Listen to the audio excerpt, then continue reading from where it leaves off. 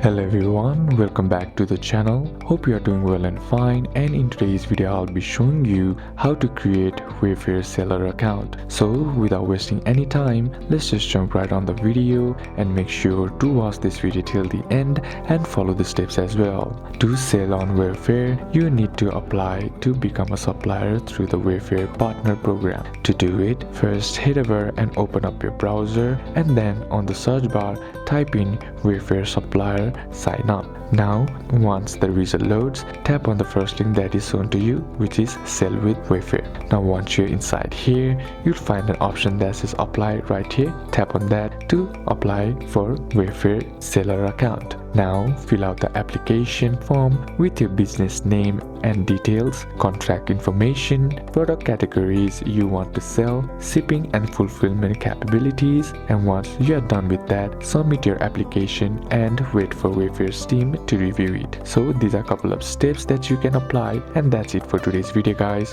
Hope this video was useful to you. Leave a like if it did, comment down below what the next video should be on, consider subbing to the channel. Thank you for watching, bye bye.